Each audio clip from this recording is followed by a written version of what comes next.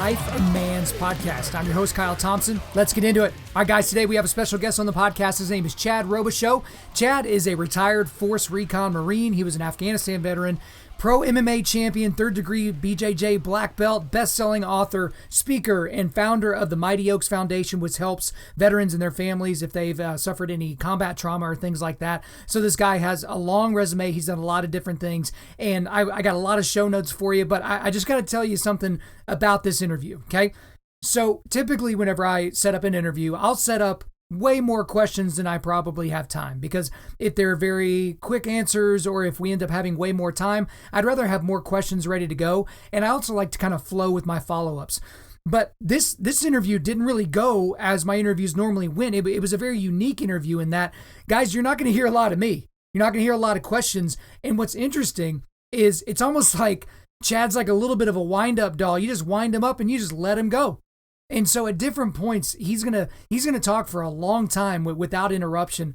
But I want you to follow where he's going, because the moment you think that maybe he's veered off and he's forgotten what he was talking about, he does kind of bring it back to his central theme.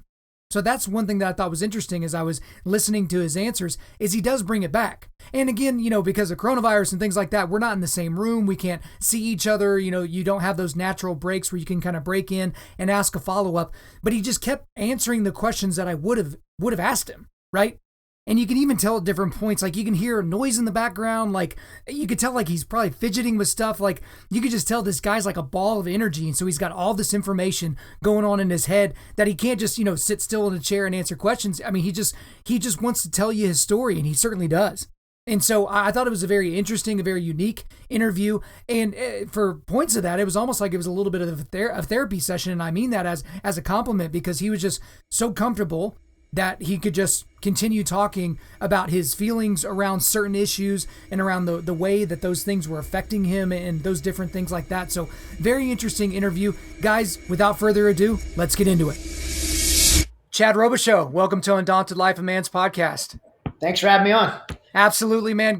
We got a lot to talk about today, a lot of ground to cover. So let's just start with something that's really a big part of your entire story, which is the military. So what made you join the United States military, and more specifically, why'd you choose the Marine Corps? Well, my father was a Marine. I had 3 generations of Marines in my family. And my father, myself, and then my son Hunter, who just got back from Afghanistan. And all three of us are combat veterans, so that's kind of something we're super proud of in our family. When my dad came back, he's an infantryman, an 0311 rifleman, Marine in Vietnam, and then when he came back, I'm sure he suffered with a lot of the same things that many military folks suffer with today. I don't think he was ever diagnosed with PTSD, but certainly his life reflected lots of hardships and inability to reconcile his experience. He was a very angry man, very violent, a lot of alcohol, women, and just real poor decisions. And so we had a very dysfunctional home growing up, a lot of physical abuse between mainly me and my brother, who was a year older than me. And so early on, I think we decided, like many siblings who grew up in a dysfunctional home, you get really close and bonded together. And in that closeness, we decided we would join the military to really escape the lifestyle we're in and start over. We were 13 and 14 years old at a time, and we just started running and swimming and watching Navy SEAL videos. And we were from Southern Louisiana, so we wanted to do something in the water because we both love to be in the bayous and the water. And that was kind of our plan, was join the military. And even though my dad was, not a very good person at that time, the one thing that always made my dad happy, the one positive thing he always had in his life, was he was so proud of the fact that he was a United States Marine. And so I think seeing that one good thing in his life made me, despite, who he was to me at the time, made me want to be a Marine as well. And so started looking at what's like a Navy SEAL, but could be in the Marines. And my brother and I learned at a young age about Marine Recon, which wasn't a very popular thing back then. And so that first year doing that, we were running, swimming, and we both were into martial arts and just training. And about a year into that, tragedy hit our family. My brother, he was shot and he was killed. And it was completely devastating to me at the time. He was the closest person to me. My life went into this, what I had in the family broke apart. My dad took off and took a job overseas. My mother just completely lost, every bit of sanity, losing a child. And so by 15 years old, I was living on my own, and really never let go of that. I went in that real deep isolation, but I never let go of that desire to join the military. And when I was 17 years old, I probably wasn't going to graduate high school. I was living on my own and working. I was roofing, and I went to a Marine Corps recruiter named Staff Sergeant Brown. Of course, I still remember his name, and forever be grateful for him. And told him my situation, and despite I wasn't going to in a situation to graduate high school, he helped me get in the Marine Corps without a high school diploma, and on an infantry contract. And I made a promise to him I graduate high school, and in that first year after graduating boot camp, I got to 29 Palms, California, my first duty station as an infantry Marine, and went to Copper Mountain College there. Got my GED, and all these years later, I always say I don't. I have an MBA now and can't spell MBA, but I got one. And, but I really look back at that time and how the Marine Corps for me was like that military success story. They gave me that fresh chance at life, that clean slate to start from the beginning again. And even at a young age of 17 years old, I feel like I truly recognized that at that age, and I totally embraced it. And that first year, I tried out and to be a reconnaissance Marine to fulfill that childhood dream that my brother and I had. Obviously, if you know anything about being a recon Marine, the attrition rate's extremely high and very difficult to make it, especially at a young age like that. But I made it my first time through, and that began just a whole new chapter of life for me. Not just learning how to become a recon Marine, but just some great older guys that mentored me and showed me how to be an adult. And so I'm just forever grateful for the Marine Corps and the reconnaissance community for just giving me that beginning, that new start at life again. Well, you see that a lot with a lot of Marines. You hear that story because, you hear about the Marines, they don't have the resources that the other branches of the government do, but they still recruit really well. And when you talk to Marines, they kind of talk about it with that same badge of honor and pride that you just did. And so that's an incredible story that you're able to still overcome your circumstances in order to fulfill the goal that you had, that you and your brother had. And then right as you're a Force Recon Marine, you're special operations capable, and now 9/11 happens. And then all of a sudden you're off to Afghanistan. So what was that like? Because I'm assuming you when you joined the Marines, we were in peacetime, and then now, we're at war. Yeah, I went in the Marine Corps in 1993. So I had 8 years of peace, being in a peacetime military. And I remember, I was assigned to Third Force Recon Company at the time, and watching those planes flying their World Trade Center buildings. I remember sitting down watching with my wife on television, and I'm like, man, life's about to be different. The world's about to change, and my life's never going to be the same. Just because of my nature of my job in the military. I thought we were going to deploy right away, and in the military, for those who were in it at a time when that happened, I mean, the military wasn't like, oh my gosh, we're going to war. The military was motivated. It was like, hey, what's up, sir? Like, when we going to do this? When we going to set this right? And everyone wanted to deploy and was chomping at the bit to. I thought I was going to go right away. We did not. I ended up in 2003 trying out for a JSOC task force, the Joint Special Operations Command Task Force, and and I was already in a deployment workup, not for Afghanistan, but for Iraq. And so I was headed out to deploy to Iraq, and got picked up by the JSOC task force, and then I ended up not going to Iraq and going to Afghanistan instead, and subsequently did 8 deployments on that task force to Afghanistan. And so, going to Afghanistan after so many years of peacetime and being an older person. I say older, I was probably wasn't quite 30 yet, but I would consider myself older, having a lot of military experience and understanding what I was getting into. It was really weird because, it's like, wow, we all this training, all these years, and it's finally going to get to do my job. And I remember landing at Bagram Air Base. That's where I landed. I left from Norfolk, Virginia for my first deployment, took a C-130, stopped at Germany, landed at Bagram Air Base in the middle of the night. And I kind of walked off from everyone and went out to the HESCO barriers and Constantino wire. That was the perimeter of Bagram back in 2003.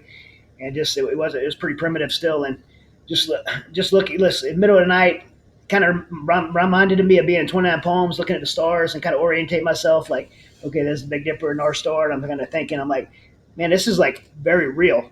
Like across those HESCO barriers, like the Taliban, the bad guy, and I'm going to try to kill them and they're going to try to kill me. And this is like, very real. And I think in the moments like that, you kind of pause and ask yourself if you're ready.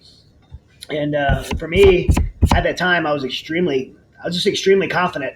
Military talks about the pillars of resiliency: mind, body, spirit, social. Like, I was mentally tough, I was physically tough, I knew my job really well, I was fit. Socially, I was with the best, like the single best special operations unit you could be assigned to. That's where I was. So, like, socially, I was like, had the right people around me. In the spiritual piece, I felt like I had the word Christian stamped on my dog tag. But the truth is, it was like a check in the box. I didn't really even know what that meant. And I believe that I couldn't reconcile, like, a person of faith and in combat. And I really felt like when I first, maybe not the first day I got to Afghanistan, but in the first moments of being there and trying to wrap your mind around your job and what you're going to have to do and your peers and all these things, like, I really believe that I felt like I had to make a choice between being a person of faith, like a man of God, a Christian, or being a warrior. I felt like I had to choose between the two. Like, do I want to be this person of faith, or do I want to be a warrior? Of course, I'm gonna choose being a warrior. And I felt like I made a deliberate choice to put faith out of my life at that time, to put it on a shelf. I could do this when I get older, but right now I need to be this hardcore warrior. And honestly, I believe outside of combat, just doing ministry now, I believe I see that in men, all spectrums of life, where somehow they feel like they have to choose between their Christianity or their masculinity. And I don't think there's any bigger lie from the enemy. When I say the enemy, I mean the spiritual enemy, the devil. I don't think there's any bigger lie of the enemy than that. They feel like we have to choose between being a people of God, a men of God, in our faith. Because if not for men of God in this world, who's going to stand up and fight the difficult fights that need to be fought in this world?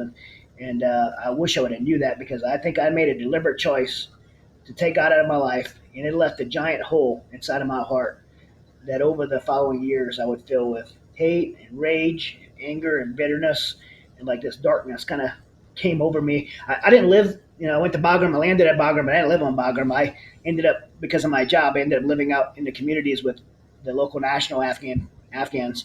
I lived in their homes, I ate dinner with their families, I played soccer with their kids, and I began to hear like the stories of what the Taliban had done, the true like oppression and the sexual molestation of children and the physical abuse and just the evil things that the Taliban did to the people of Afghanistan.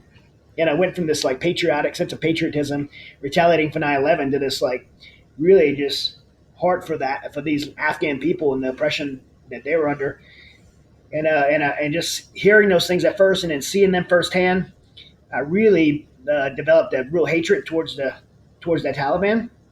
And the guys I worked with on my task force, had this like Viking war culture mentality, and the Afghans that I worked with, the former Northern Alliance guys, like really hated the Taliban. So I just like bought into this, and I just had this real deep hatred that drove me, and it was this very intense guy, and to be honest with you, that intensity and kind of anger and rage, it seems to work really well in the battlefield, but it's not very sustainable, and it doesn't really work well when you're in Afghanistan doing that, performing that way, and then 24 hours later you're home and you can't flip a switch. At least I couldn't. And you have to be like, husband and father and Mr. Rogers, the friendly neighbor. Like, I couldn't be that guy. I was still like this angry, intense person.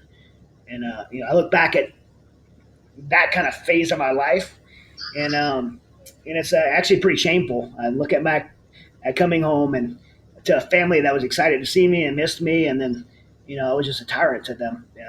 My wife and kids walked around with eggshells. Worried they were going to set me off, and me just flipping out and cursing and punching things and throwing things and breaking things and slamming doors and just screaming at my wife and children like I was a Marine Corps drill instructor. That's kind of how I behaved, and it wasn't a good place. It probably wasn't even a safe place for my family at the time. I remember one time my daughter was just so excited that Dad was going to be home from Afghanistan for her birthday, and so she moved her birthday party for me to be there, and she's very opinionated. My daughter, she still is. She's just loves to just state her mind. She's really really outspoken, and she didn't like the icing on her cake, like something super simple. And for some reason, I just like totally flipped out, and I grabbed a handful of my little girl's birthday cake, picked her entire birthday cake up in front of everyone, and threw it against the wall and destroyed my little girl's birthday. I remember like when that happened, like everyone like staring at me, of course, and my daughter crying, and me thinking like, Like, who does something like that? Like, what kind of dad behaves that way? And the truth is, this is one example. That's how I behaved all the time. I was just completely out of control. I knew it, but instead of like admitting I was wrong, like, when you're doing something, you're wrong. If you admit it, you kind of like conceding. So instead of admitting it, I just started distancing myself from my family, my wife and kids, and really isolating myself and just being like, well, I could deal with this later. Right now, this is just who I am. I have to be this way because I'm going to be back in Afghanistan. And I was just really justifying um, that inappropriate behavior and just kind of recklessness with my family. And so I just continued to push on and keep my distance from them, stay as busy as I could, be on every deployment I could get on, every in between deployments, every school or training I could get to. And eventually that anger and intensity started to manifest in these physiological symptoms. I started having these, my arms would go numb, my face would go numb. Sometimes I feel like my throat was swelling shut. I even have like moments where I feel like I have like 1,000 pound weight on my chest and my heart's like feels this pressure. I mean, I know now those were like early signs of panic attacks, and I didn't want to admit that's what I was dealing with, but I deep down I knew this was anxiety coming on, and so I didn't ask for help. I didn't speak up because I thought the guys who I worked with in this little special operations community, I thought they would think I was weak, and probably not a paranoia, by the way. That's exactly what would have happened because if someone would have told me they were dealing with that, I would have thought the same thing. I would have thought they were weak and couldn't hang, and I would have really classified them that way, and I probably wouldn't have been able to do my job anymore. And so my reaction to that was, okay, I got to suck this up, push it down as far as I can, and and just deal with it. So that's exactly what I did, and it worked for a little while, but over time those symptoms started to get much worse. Now I was getting these points to where I felt like, you know, not only I could not breathe, but I had these moments where I felt like my body was shutting down and was dying. I had these moments to where I'd forget things, like have like absence of memory and kind of snap out of like a fog. And then I had these moments during very intense times in Afghanistan, to where I feel like my body was. I know now it's be called disassociation, where your mind feels like it leaves your body, and you almost have like a bird's eye view of yourself. So I was having some very extreme reactions to the stress that I was under. Um, towards the end of towards the end of this, I had several team members that were killed.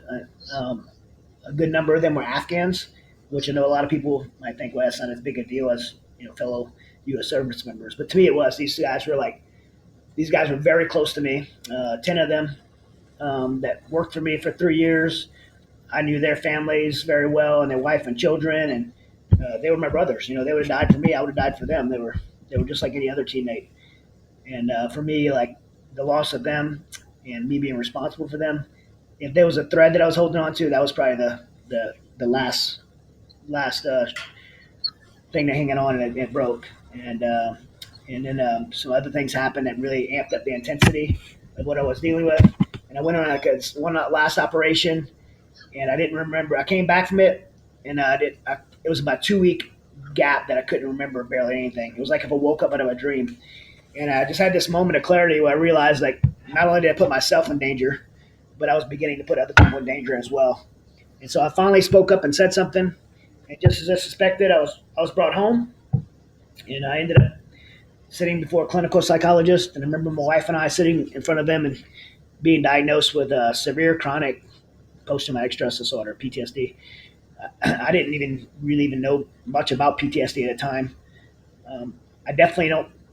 I've written several books about it, do a lot of speaking. I was testified before Congress on PTSD. I'm very much aware of what PTSD is now because I didn't know then. And I've been on a lifelong quest to uncover the truths and realities of it. And I've written a book called The Truth About PTSD, understanding what it is and what it's not, and how it's not a disorder. Our body does exactly what it's supposed to in times of stress and anxiety, seeing things and doing things we were never created or intended to see and do. And while I don't believe it's a disorder, and I don't believe it's what a lot of people think it is, I can tell you that the symptoms that I and many people are facing were very real. Um, the level of overwhelming anxiety that I was under is very hard to explain, and I've experienced this several times in my life at that time and since then. When I get a panic attack, it's not like people say, "Oh, I was in traffic the other day and I had a panic attack." No, you just got stressed out. But when I say I have a panic attack, My hands are zip tied behind my back. I have a plastic bag over my face. That level of panic. Like if I'm in a swimming pool and my ankle's handcuffed to the drain and I'm drowning and the air is like the surface like 1 foot above my head, like how desperate would you be for one breath of air while you're drowning, but you never die? You're like that 24/7, like that level of panic. Don't, I think, in those moments, maybe you don't want to kill yourself, but you just want to escape that. And I mean, it's like being on a burning building. You just jump for the sake of not burning. That's the level of panic attacks I was under. And on top of that extreme level of panic, I did not like the medicine they were giving me. When they gave me the medicine, I was convinced it was going to kill me, um, which was a big part of that. The fear of the medicine was amplifying things, and then on top of that, I was completely ashamed. I felt like I had let down my friends, my team, like my country. Like I felt down. I felt like I had worked my whole life to have the opportunity to be a Marine, to be a Recon Marine, make it to Force Recon, to make it over to JSOC Task Force, to get given these really important mission and responsibilities, and I let everyone down. That's what I felt like. Um, it was like if I played football my whole life and then finally made it to NFL, which I never would, by the way, because I'm 5'3". But get that point, right? I made it to the Super Bowl, and in the middle of the Super Bowl, I missed the game winning play. That was the level of shame that I felt. I was completely ashamed. All the people that I was closest to in my life, my friends, I was really isolated from that group of people. It was just me and my wife left to deal with it, and I was in a really, really bad place. And my wife and my children. I knew were trying to do everything they could to snap me out of it. And it was actually my wife and my counselor that sat me down, and they tried to get me to do something physical. But I really felt like if I went jogging or something, I would have a heart attack and die. That's what I believed. And so they talked me into getting on the mats and doing jiu-jitsu, which, by the way, I'd say I did it since I was little, but like I said earlier, I'm still little. Like I did it since I was 5 years old. It's been my lifelong thing. I've done judo and jiu-jitsu, traditional jiu-jitsu and wrestling, and I was already a professional MMA fighter at the time. I was fighting on the side when I was in the military, and at that time I was a brown belt in Brazilian jiu-jitsu. I hadn't got my black belt yet, but I was really, something that was really a big part of my life. So they convinced me to get on those mats, and I felt like when I got on those mats for the first time, I felt like I found a cure, because you can't think about Afghanistan and anything that's bothering you and grapple at the same time. You got to be focused, or your buddy's going to beat you up, right? So you got to something that focuses you. And to be honest with you, like I said, I felt like it was the cure because I couldn't think about anything else. I had to be unplugged and in the moment. And I figured, man, if I could do this 24/7, I'll be good to go. And that's pretty much what I did. I got on those mats and didn't get off. And I think jiu-jitsu is good for you. I still do it to this day. I'm a third-degree black belt in the Carlson Gracie, and I teach jiu-jitsu up in Prescott, Arizona, and I train with my friends, and I train every day I can. And when I have a bad day working with veterans, which is very stressful doing ministry and working with veterans, I go to a gym and I find like some 20-year-old stud, and I choke him out. Like, it's very therapeutic to me. But I do believe that you can have something that's good for you, like a medicine for being sick, and you could abuse that medicine. And that's what I did with jiu-jitsu. I took it out of context and I put 24/7 every waking hour I could, and just dove into this sport and didn't really deal with my problems. And when you put a lot of time into something, you should be pretty good at it. If not, you should probably find something else to put your time into. But I put a lot of time into this, and so I opened a school and ended up with like 1,000 students in my school, so making really good money. I started fighting professionally again. I ended up at the end of my career, I ended up with an 18-2 professional record. At my highest ranking, I was ranked number 6 flyweight in the world and number 14 bantamweight. So I had pretty good world rankings. I won a world title belt, Legacy FC world title belt, and I fought in Strikeforce and Bellator and pay-per-view and all the big shows. And so on the outside, it looked like everything was good, but under this really fake facade of success, I hadn't dealt with my panic attacks. I hadn't dealt with my instability in my home. I was still screaming at wife and children. I was still having these panic attacks again. And at night, I was having a very difficult time sleeping. I'd have nightmares, like didn't want to go to sleep. I don't even know how I functioned as an athlete because I didn't sleep much. But I was, going to sleep was like Nightmare on Elm Street. You just kind of don't want to go to sleep because you don't want to have dreams or anything. And Right. I was refusing to take a lot of the medicine that they were giving me. And so my life looked good, but it was really in a bad state. And my marriage was falling apart. I'd say many nights I'd sleep in the gym or at a friend's house or in one of my kids' bedrooms. Probably the loneliest place my wife and I would say we ever been is in our own bed with our backs turned towards each other in this dead marriage. Our marriage was just really just over. We were coexisting for the kids, and it didn't take long for me being in a sport where you get in a fight on television and lots of girls around to walk out of our marriage into a full blown affair. Didn't even really care at the time. I had like zero empathy for anything. And boy, I found out. We sat our family down and told them we're getting divorced. It was going to be better. Like you wouldn't have to hear the fighting, and you could get 2 Christmases. All the things that divorcing couples tell their kids to make it sound better. And we did. We moved forward. We filed for divorce. We sold our home, and my wife and I signed 2 separate 12-month leases on apartments. And we really handled that decision 2 very different ways. My wife, she went into a church. I don't think she was going into a church because we had already went to church. But the truth is, in the past, I took my family to church really just as control them. If my wife goes to church, she'll be like faithful and loyal and a Christian godly woman, and my kids would go to Sunday school. But I'm not going to engage with those, big men at church because they wouldn't people appeal to me. I'm like joining the softball team and hanging out with those nerds. That's kind of my mentality. I just had a really cynical view of men and masculinity and Christianity, and some of that's actually true, I believe, because there's a lot of passive men in the church. And one of my missions in life is to turn that around. But at the time, we were going to church. My wife went to a different church because she wanted to be with a place where there was just positive people who wouldn't be toxic and be like, yeah, your husband's a jerk. She just wanted to be around positivity. And so she joined this church. And I talked to people that said she would go. I was talking to some mutual friends, and they said she was going there like every day. And I was like, really had a bitter attitude towards her about it. And she wasn't going there like just on Sundays. She'd go there just pray for me. And people said she was standing against a stone wall, and I even had a vision of where she was standing now because I've seen it since. And said she would just collapse crying, praying for me. Of course, I'm asked since, what were you praying for me in those times? And I was just portraying her that way. She said she would pray, God, let me see Chad the way you see Chad. Let me love Chad the way you love Chad. Let me forgive Chad the way you forgave Chad. And that's what she was praying for me. She said she didn't believe she was trying to reconcile our marriage at the time. She was just truly worried about me, praying for me, wanted peace with me, whether we got to be back together or not. And so it was really a selfless kind of effort on her part.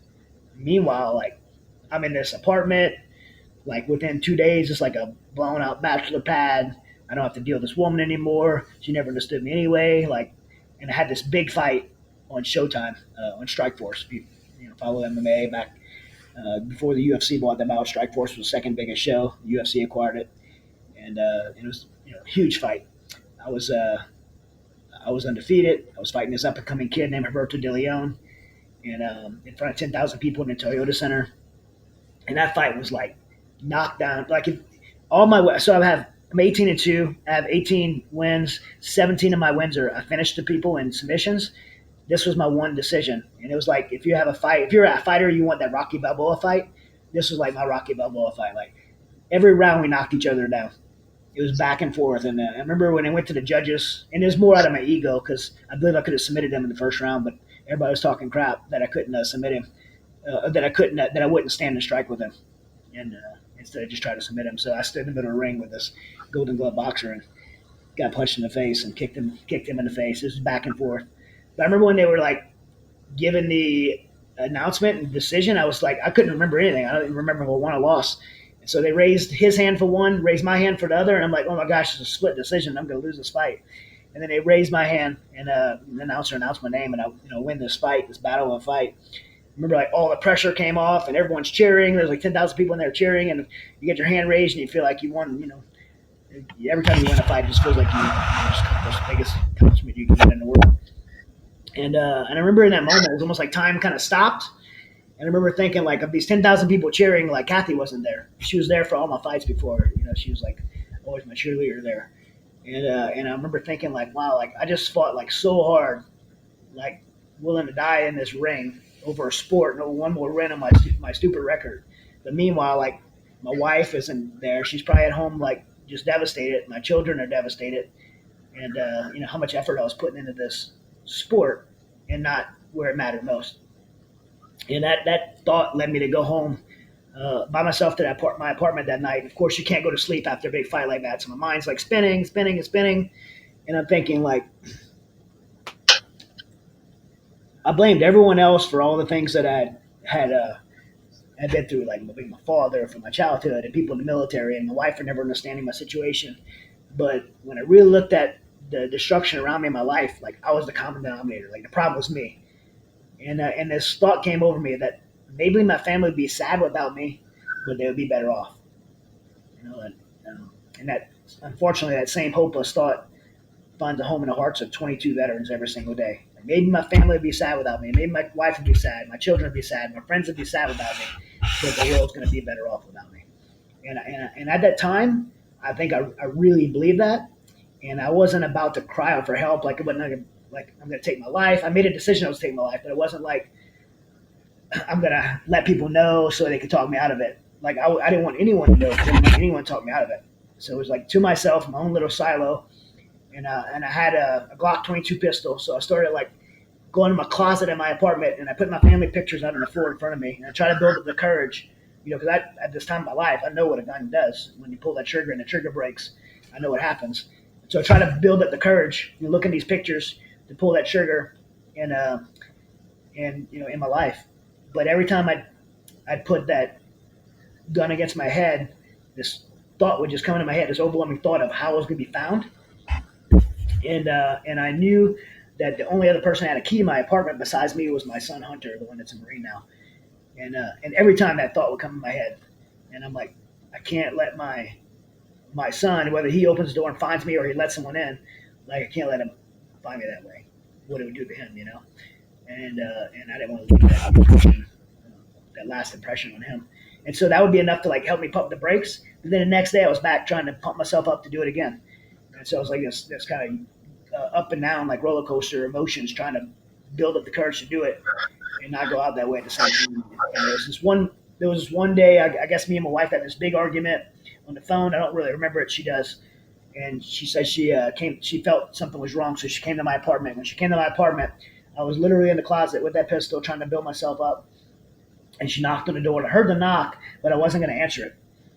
And then she yelled and announced herself. And when she did, probably like a 5-year-old getting caught doing something, I took that pistol and hid it under a blanket. She would have never found it, but for some reason, I believe out of shame, I actually hid that pistol.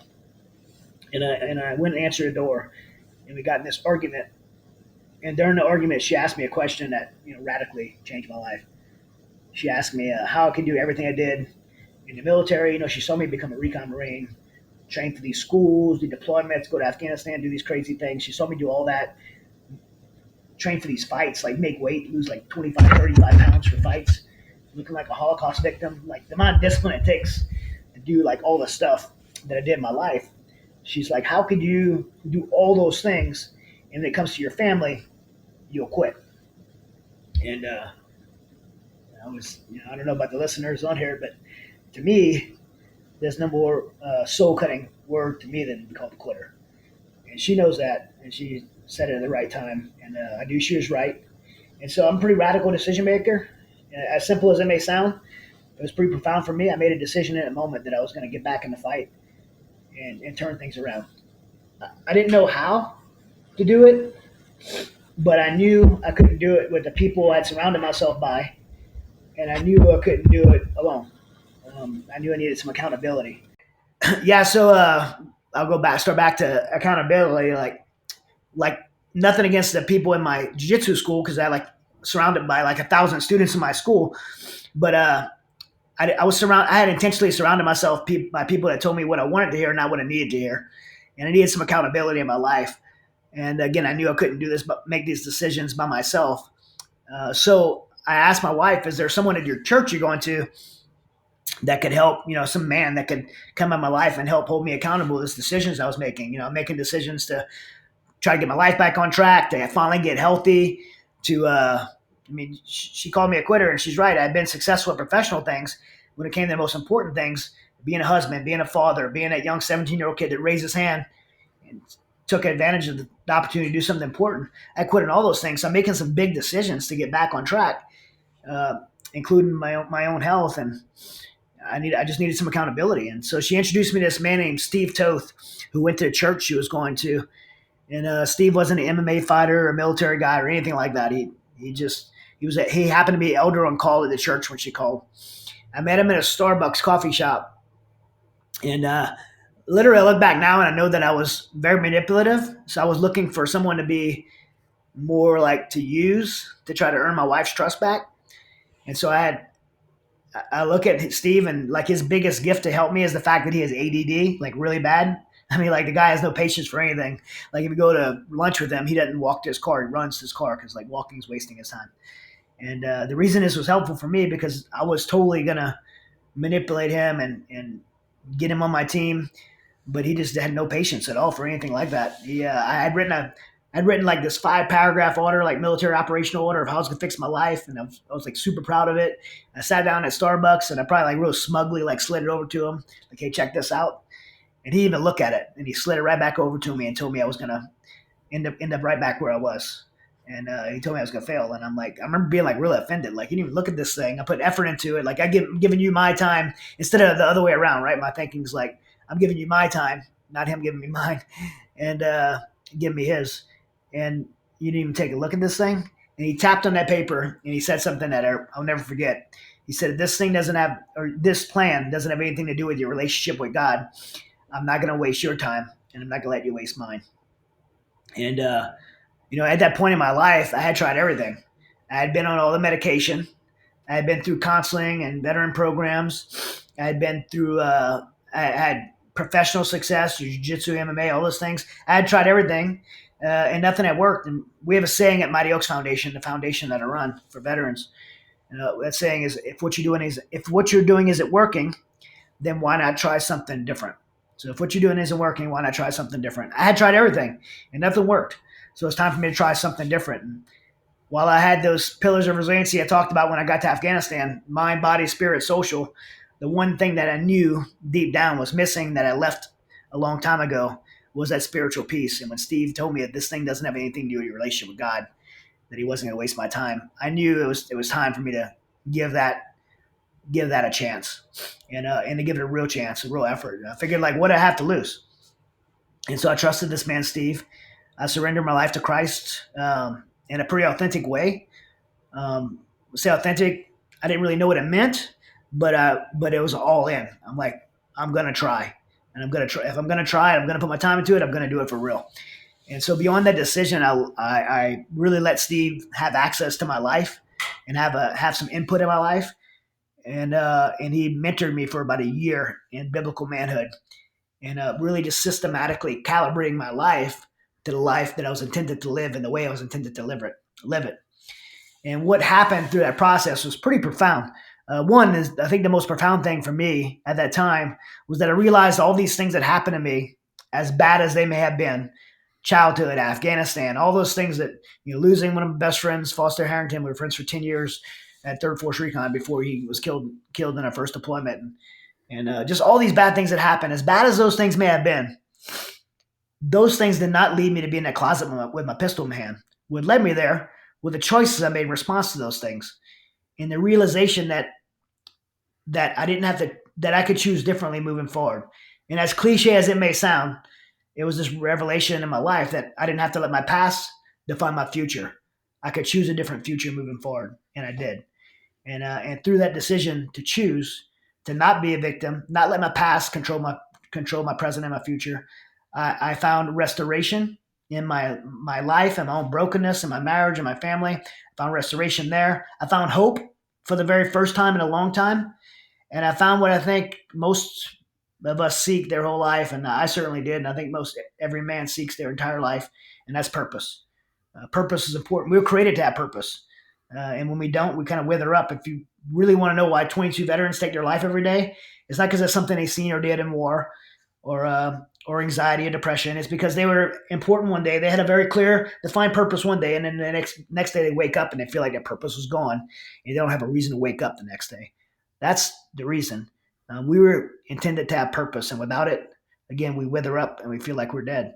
Mark Twain has one of my favorite quotes about this. He says, "The two most important days in a person's life are the day that they're born and the day that they find out why." When Steve Toth introduced me to life that God created me to live, I felt like I discovered that why for me. And it was to share what I discovered in my life with other people. And I felt a calling, really a calling from God, to be frank and candid with everyone. I felt a calling and a burden on my heart to share what I discovered with others.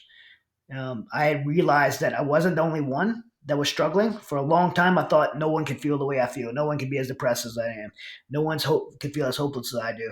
I realized that I wasn't the only one. That other people, in fact, 22 people a day, were actually taking their lives from my community. Divorce rates were astronomical, and some bases like 80% for combat veterans divorcing their families, and people were being diagnosed with PTSD and struggling just like I was. So many other people were struggling. I wasn't the only one, but yet I had found the way forward. I found the solution, and so I felt an obligation to share it. Like if I was dying of cancer and this guy Steve Toth gave me the cure, I didn't want to share it. I needed to share it, and I needed to share it right away. And so when we started Mighty Oaks Foundation, it wasn't like, hey, it'd be a great idea to leave our job, a 6-figure job in our careers, career I worked my whole life for, to be a professional athlete and at the peak of my game. Let's walk away from that and give away our martial arts school and our livelihood. It was a terrible idea, actually. And I had no idea about the nonprofit world and veterans service, but I knew I had to.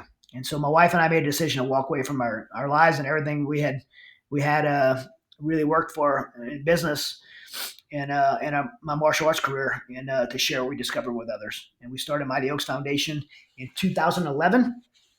And even though it was a crazy decision and one that I wasn't ready for, it's been the most phenomenal thing I've ever been part of in my life. Um, God has really opened just impossible doors for me. I've been partnered. I have the most amazing team of people that I don't even deserve to be friends with, much less get to work with. We have just incredible staff of people that work at Mighty Oaks Foundation, who many of them have been through the same thing I've been through and got on the other side of it and want to share it as well. And we do a couple of things. If it's okay for me to kind of share Yeah, sure. where we are right now. We really help people recover the way I did through a program called Legacy Program, and we have 4 different ranches around the country. We have a ranch in California, Virginia, Texas, and Ohio. Our ranch in California, for example, Sky Rose Ranch, through a partnership with Serving USA. We have 25,000 acre ranch in beautiful wine country, California. We run 30 1-week camps a year. So 30 times a year, we have a 1-week camp. People in active duty from all 4 branches come on military orders to us. People from the veteran community come. We have a spouses program. We even have some first responders programs. And when they come to the programs, they're there for a week. It's peer-to-peer mentorship, so there's no clinical psychologist there. It's peer-to-peer mentorship of people who've been there before, fell on their face, got back up again, sharing the way forward that God for the life that God intends you to live. And it's just been incredible. We've had 3,500 graduates go through the program and just had amazing life changes. By the way, we do all those programs for free. We don't charge any tuition to come, and we even pay for airfare, so we cover all the travel. We have a scholarship fund for travel as well. So 3,500 people we've had come through, and again, we do 30 of those a year. With this Corona thing going, we stood up a virtual program, so we have that available as well for people that can't come to do the programs virtual, live online. Another thing we do is resiliency programs. We go to bases around the world and speak about combat resiliency, spiritual resiliency, PTSD, suicide. I've personally been able to speak to about 150,000 active duty warriors at bases around the world. The Marine Corps lets me speak at Marine Corps boot camp every quarter. So for the last 5 years, I got to speak to all the recruits coming through Marine Corps boot camp and writing several books. Give them away. There's a book called Path to Resiliency that I've given away about 100,000 copies. I give those away to everyone at Marine Corps boot camp on the West Coast. And then the other program we have is our aftercare program. After we care for people, we put them in aftercare and make sure they have sustained care to move forward with.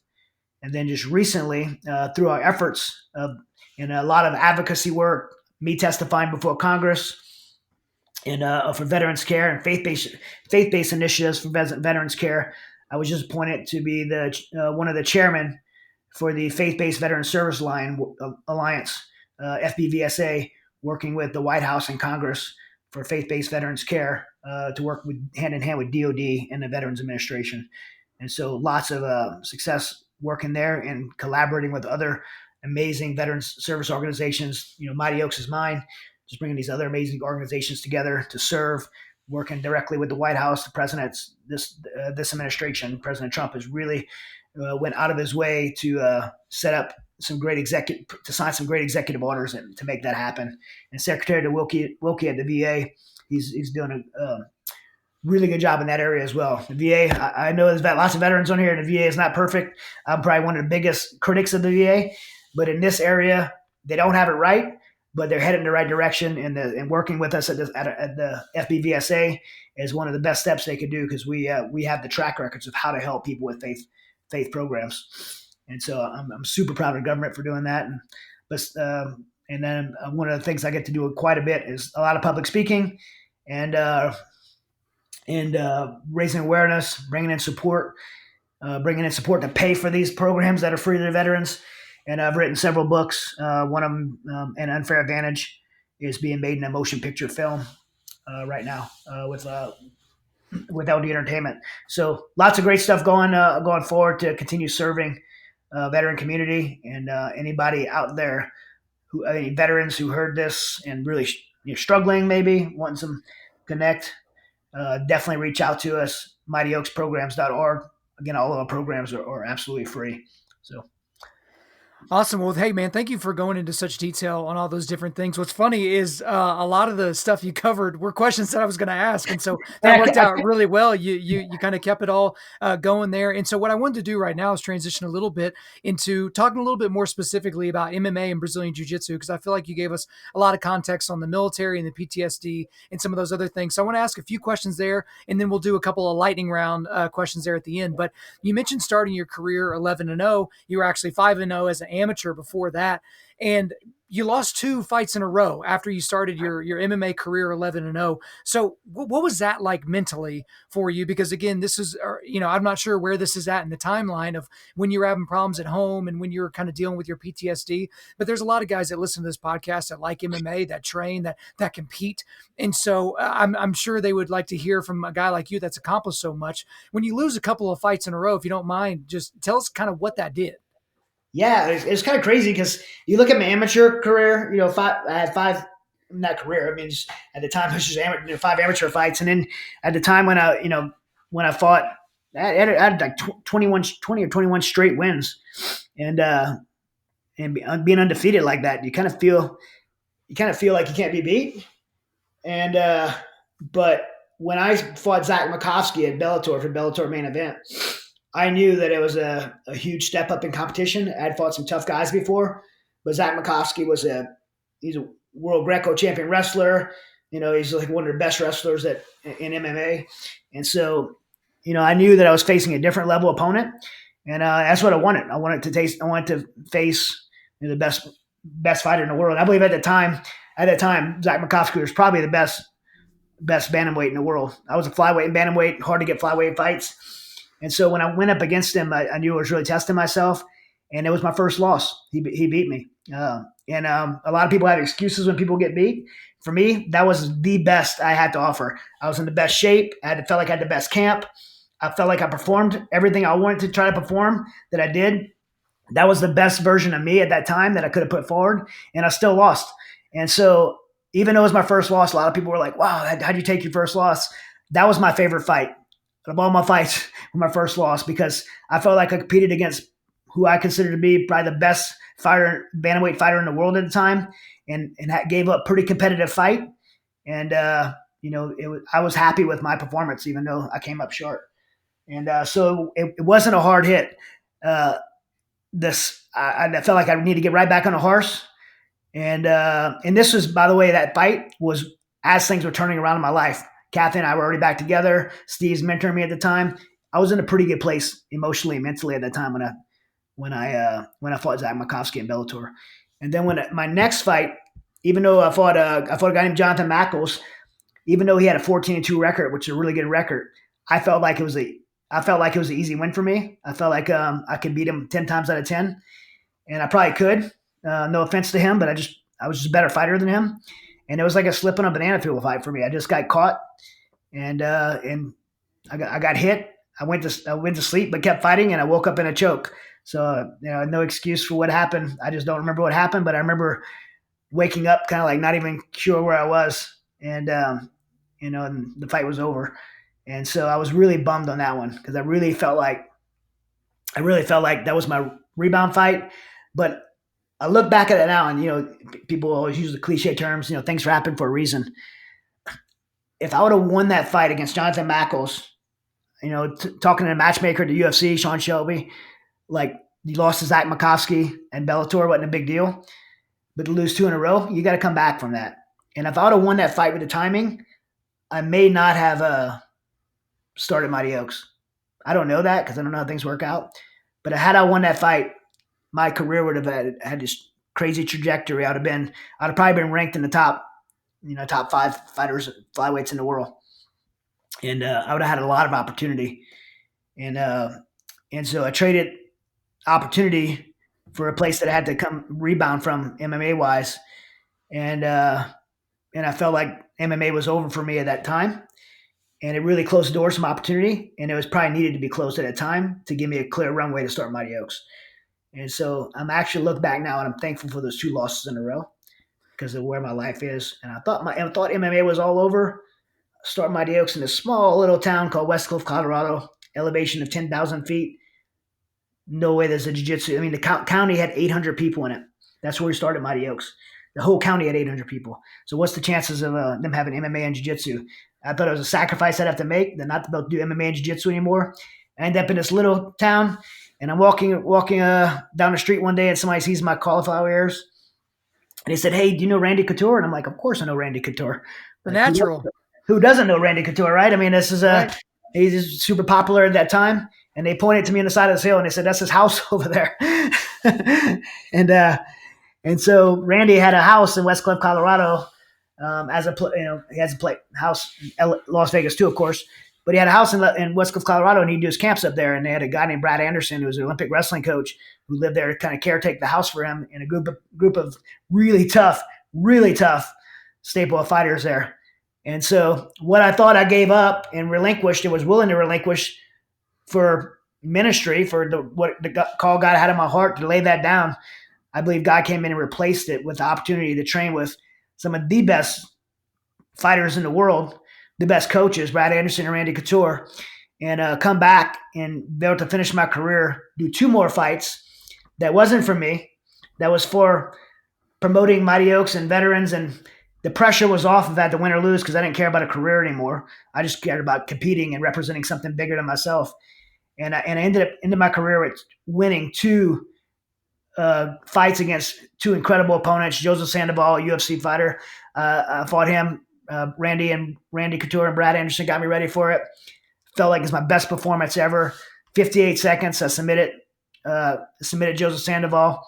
Then got signed with World Series of Fighting on NBC Sports. Fought an undefeated 24-year-old when I was 38. Andrew Yates, he was 8-0. And submitted him at the same choke and put him to sleep. Just a great kid, awesome kid. And I say kid, he's just a really, really good athlete, a lot younger than me. And so that was that was the end of it for me. I feel really happy with my career. Not regretful for those losses because they could have changed the course of my direction of my life.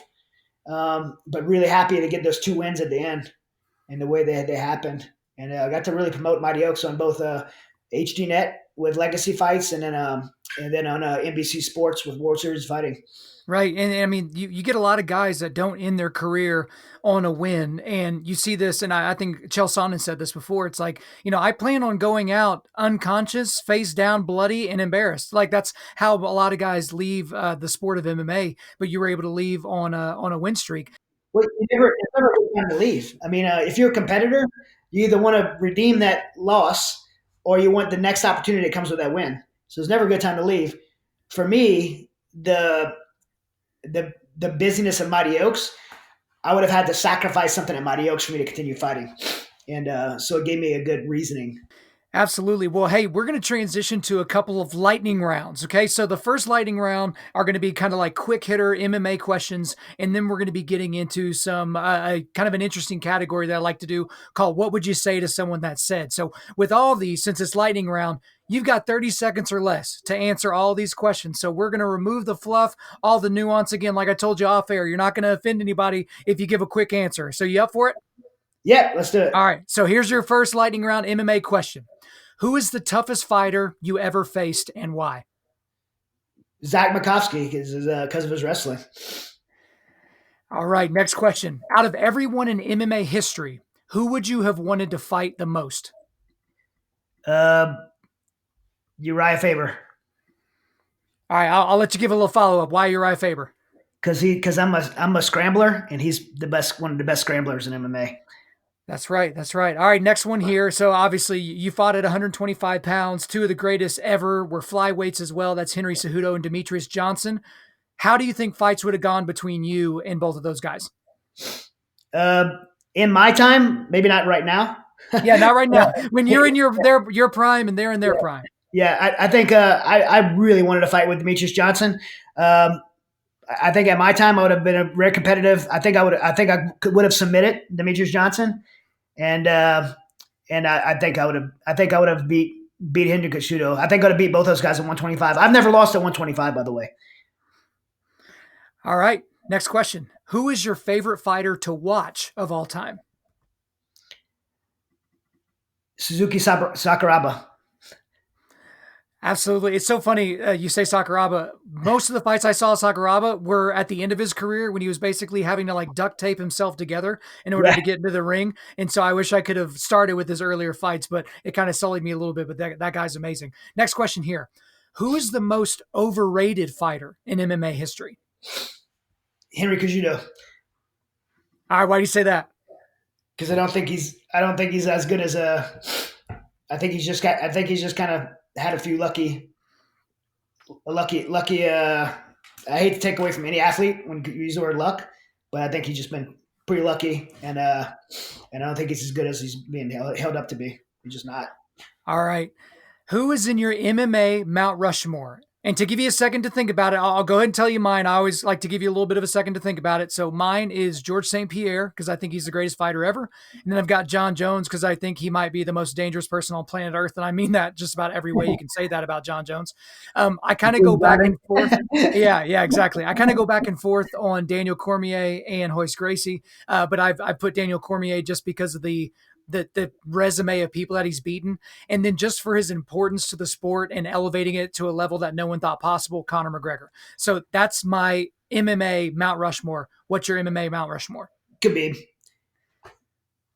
Well, you got 4 guys on Mount Rushmore. So do you think Khabib is the GOAT? Do you think Khabib Nurmagomedov is the GOAT? Okay, yeah. Khabib. Oh gosh, let's see.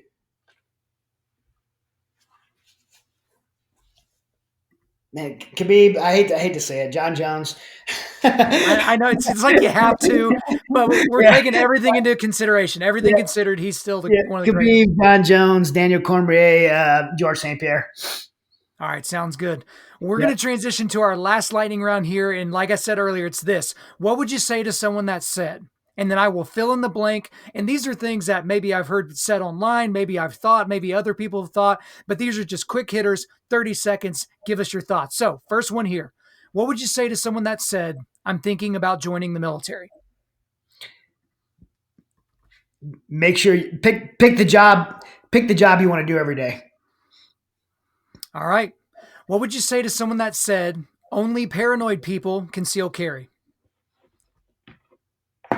Idiotic. All right, next one here. What would you say to someone that said, and remember, you got 30 seconds. You don't have 3 seconds. I mean, you can give us a little more context if you want to. All right. What would you say to someone that said, only paranoid people train martial arts? Oh, I think only paranoid people that train martial arts. Well, I mean, I think it's irresponsible not to train more. It's irresponsible not to train martial arts for the safety of yourself, for the safety of the people around you, for your overall health. You've been given one body, and use it for you should use your body to you should take care of your body first of all, and always take care of your body mentally, physically, spiritually. I think nothing else does that besides like martial arts. All right. What would you say to someone that said, Chad Robichaux has so many submissions because he has pillow hands? You like that one? Yeah, I'd say let me give me one shot. Take one to the gym for you. Actually, I have bricks in my hands. I just prefer to use my strength.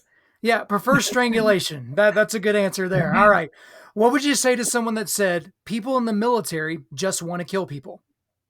Yeah, I'd say that is 100% just the opposite. I think people in the military want to help people that can't help themselves and serve others. And you know, man, I've seen some amazing Americans give their life literally give their life for the sake of people that they never knew or people that maybe even hated them as well. So All right. What would you say to someone that said, I don't need to train martial arts. I'm big, strong, and athletic? I would say take a 1 hour fundamental class of Brazilian Jiu Jitsu and come talk to me after they get done puking in the trash can. And after they get done getting tapped out by a 150-pound person that's not very athletic looking. So, all right. Next one here. Next one here. What would you say to someone that said, I never remember soldiers from World War II complaining about PTSD. Modern soldiers are just soft. Yeah. I need more than 30 seconds for that one, but I'll try to summarize it. World War II is a different time. I think there's a lot of context in it. One is that they had a lot of time to come home to reintegrate. It took them a long time to come home. They had a lot less exposure, even though in more extreme exposure, they had a lot less duration of exposure to combat. Um, and probably the most important thing is they came home to such a grateful nation with ticker tape parades that they have a place to reintegrate to in a different way. The culture was much different then, and I think that's one of the biggest factors. With that, a lot of them suffered. A lot of them suffered silently, and very tragically didn't get the help that they needed. Vietnam veterans did not get that welcome home, and they suffered silently because they felt isolated too.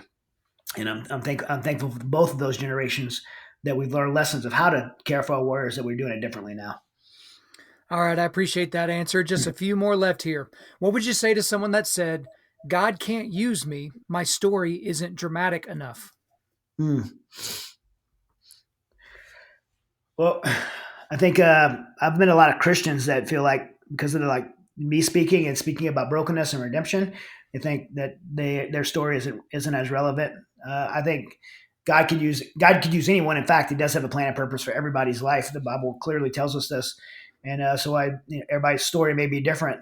It's a story that someone needs to hear. Maybe for those who lived a not so tragic life, it's a story of when you do things a certain way, then tragedy doesn't come in your life. Um, that's not a blueprint for how life's going to play out for anyone. But I believe that we all were created by God. We were created with a plan and purpose. And the most significant thing you could do in your life is seek out and identify the plan and purpose God has in your life and live it out, regardless of what your story is. All right. Couple more here. What would you say to someone that said, I can't train jujitsu. I'm afraid I'll just get hurt? I would say find the right school, because while there are jiu-jitsu schools out there that do have bad players and people that don't care about your safety and there's egos, for every one of those schools, there's probably 5 or 6 schools that are people that do care about you, will give you a safe training environment. And so even if you have that fear, or maybe you've had a bad experience, I would say don't stop looking. Find someone that can maybe give you that's in jiu-jitsu, that can maybe help you find a school that's safe and appropriate to train in a safe environment where there aren't egos involved. Look for a place that has a fundamentals class. That's usually a good indication that a fundamental beginners class is usually a good indication that the school cares about new people and building up future teammates. All right, Chad, last question of the day. What would you say to a veteran that said, I will not get better. PTSD owns me? Yeah, there's always hope. You're not alone, even though you feel alone. And despite how dark your past may be, there is a future for you. And the one advice I would say is, and it's kind of just a catchphrase: don't let your past define your future, and don't make a permanent decision in a temporary problem. And as deep as your problem may seem, it is temporary. The way forward is to surround yourself with the right people and lock arms with people that you can trust to move forward. And there is help out there. All right. Well, we've covered a lot of ground today. I certainly appreciate your time, but that's all for me. Is there anything else you want to get off your chest? No, sorry. I ran with the interview and didn't let you ask your questions. I just figured you didn't interrupt me when you wanted to.